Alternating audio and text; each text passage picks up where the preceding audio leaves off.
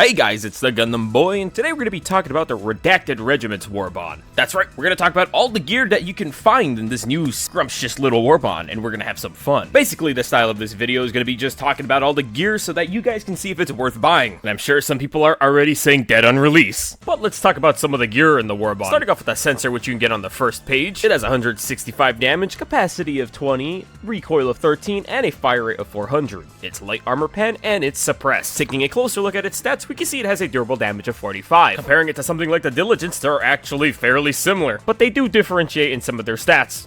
You should also keep in mind when it comes to long-range firing with this weapon, there is a lot of bullet drop, requiring you at longer ranges to compensate by lifting the barrel up, as if you fire the target at 268 meters out, you can see the drop. We have a variety of optics, again Arrowhead being evil and putting the sniper scope at the end. You have your usual underbarrel attachments, but it also starts with just a laser sight, which is a new attachment. And another one I'm excited to unlock, the extended magazine. With the recent changes Arrowhead added the stealth and suppressor weapons, it makes it really easy to pick off automaton units without drawing too much attention to yourself, something that the Censor excels in, opening a new way for players to engage in combat. Oh, but Gundam Boy, it's However, you have to keep in mind, when sneaking with this weapon, you have to be very precise, as all it takes is one fuck up to alert all the enemies in the area. They're bad. Oh, fuck. Oh, fuck, I fucked up. You should also look out for the plant life in this game because they have the ability to redirect your bullets in a direction you did not want them to go in. I'm just saying, fuck you, plant. Let's move on to the Suppressor. It has a damage of 80, capacity of 45, a recoil of 10, and a fire rate of 850. It's light armor pen and suppressed. And if you're curious about its durable damage, it has 20 ballistic. It does have bullet drop, but this seems like it's a normal amount considering it's an AR and not a marksman rifle.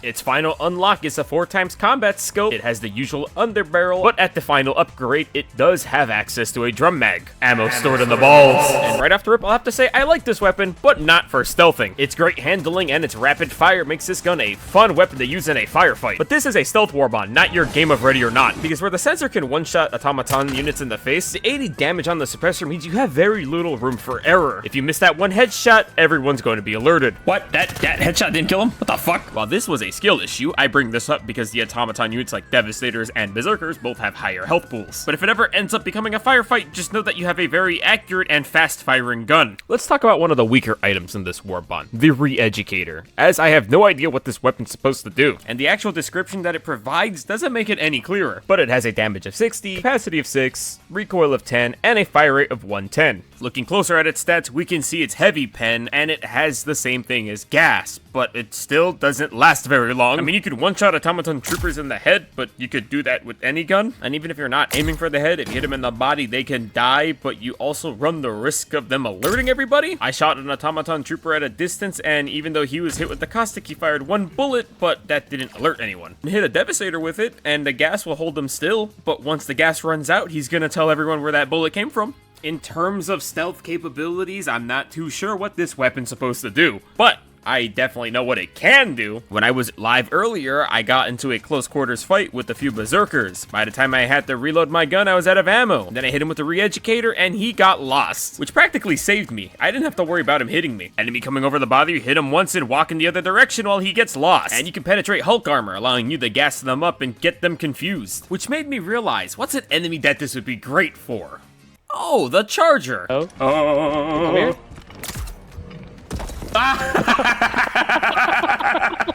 Okay. You can't do that. No.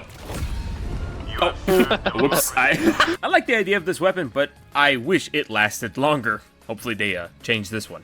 And let's talk about the armor. The passive is Reduced Signature. You have 50% less noise, and you're 40% harder to detect. Does anybody remember when I said, like, these two armor passives are a split of a whole? Combining both the Scout and the Feet First passive into one beautiful stealth armor. The 50% noise is pretty straightforward. It just allows you to move around without the automatons hearing you when you run in circles and dance behind them.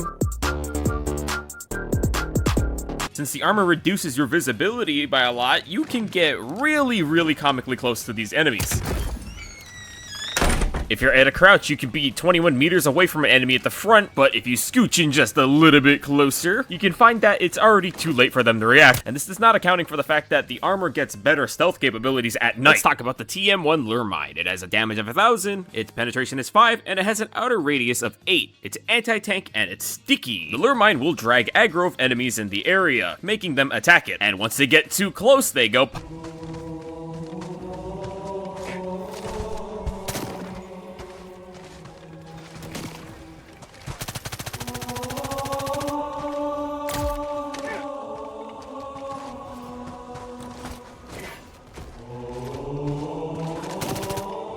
with the amount of damage that it can dish out, you can guarantee that most enemies are going to get annihilated. And I gotta say, these mines are pretty crazy, as it draws aggro immediately upon landing. And it's funny, because if it destroys one mine, it will go to the next mine that's pissing it off, which is pretty funny, because everybody freaking hates this thing. All it takes is one enemy to be a bit too ambitious, and everybody goes bye-bye. This is also including dragon roaches. You can even get them to face off with the mines. This is honestly more interesting than the fact that you can do that. Ah, piss off. Just make sure not to step on them yourself. I'm really enjoying the lure mines because this will open a lot of different ways to play, especially if we're doing defensive missions. You know, like taking the platinum or holding the wall. Then we have the G89 smoke screen. It's an impact smoke bomb, yeah. Then we have the most anticipated weapon of them all, the C4 pack. It has 2,000 explosion damage, and it's AP 7. You get 7 throwables, 1 in your hand, and the 6 in the bag. Can you aim with it? Can you aim like you're gonna throw it? Why are you holding it like that? It looks like you're holding a can of beer. Here's a quick guide. Throw your C4 at him, swap over to detonate, and blow his ass up. Do I even have to test it on any of the chaff? I think we know what happens here. A great weapon for just completely annihilating large groups of chaff, or it's a great option to send overseers back to the Meridian black hole.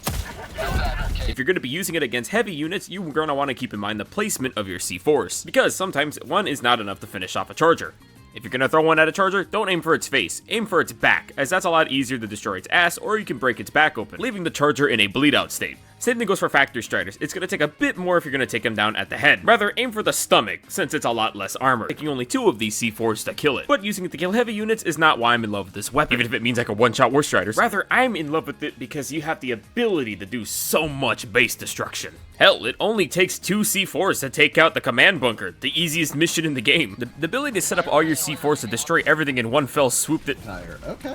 Thank you. Even things like Mega Forts aren't safe from the C4 pack, as it's as easy as setting all the bombs up and pulling the trigger to take out an entire base. If you set all the bombs up just right, you could be gone before the enemy even notices. I have a look. Oh, wait. I think I could just like one.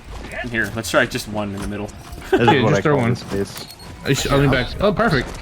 I'm gonna call it. Oh, God! Well, it has a lot of power to destroy things like base cannons or annihilate flesh mobs.